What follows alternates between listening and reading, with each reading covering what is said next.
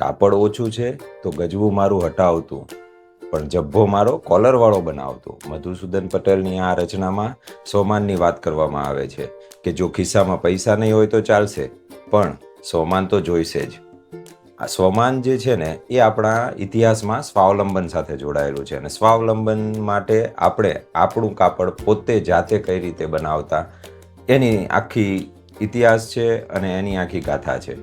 તો આજની તારીખમાં સસ્ટેનેબલ ટેક્સટાઇલની વાત કરવામાં આવે છે, નેચરલ, ઓર્ગેનિક, આ બધું આપણા ઇતિહાસમાં વર્ષોથી ચાલ્યું આવે છે.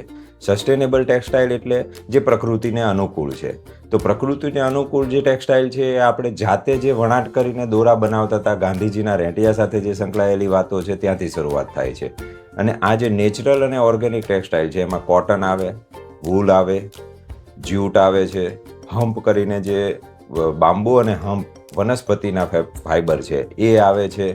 તો આ ટાઈપના cotton, jute, wool, hemp, bamboo, banana, રેશમ, સિલ્ક, આ બધા નેચરલ ફાઈબર છે. આ નેચરલ જે યાન છે એમાંથી કપડું બનાવવામાં આવે અને એને પણ પાછું નેચરલ કલર ડાઈઝ કે જે કલરો વનસ્પતિમાંથી, ફ્રૂટમાંથી, એમાંથી બનાવવામાં આવે છે. વનસ્પતિમાંથી, એની છાલમાંથી, પાંદડામાંથી, મૂળમાંથી, ફ્રૂટમાંથી, ફ્રૂટની છાલમાંથી, એના દાણામાંથી અને અમુક ખનિજ તત્વોમાંથી કે લોખંડ છે કે એના કાટમાંથી, આ રીતે ખનિજ તત્વોમાંથી પણ કલર બનાવવામાં આવે. પણ જે પૃથ્વીના તત્વો છે કે જે કુદરતી વસ્તુઓ છે એમાંથી કલર બનાવવામાં આવે અને એમાં કપડાં રંગવામાં આવે. આ કલર તમે ગમે ત્યાં પાણીમાં પણ વહેરાવી દો ને તો એ કોઈને નુકસાન કરતું નથી. પાણીની અંદરની જીવસૃષ્ટિને, જમીનને ક્યાંય નુકસાન કરતું નથી.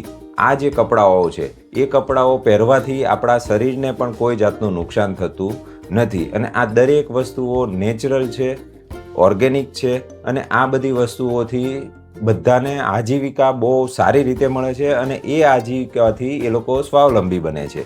અને આ ઉદ્યોગને અત્યારે થોડુંક મોડર્ન ટચ આપીને અમુક મશીનરીઓ સાથે જોડીને એડવાન્સમાં લઈ જઈ મોટો કરી શકાય છે અને આ ઉદ્યોગ બહુ જ સારી એવી રોજીરોટી આપી શકે છે. આપણા પારંપરિક ટેક્સટાઇલ ઉદ્યોગ અને કળાથી આપણે વિશ્વમાં ભારતનું નામ કરીએ અને આપણા ટેક્સટાઇલ ઉદ્યોગને આગળ વધારીએ.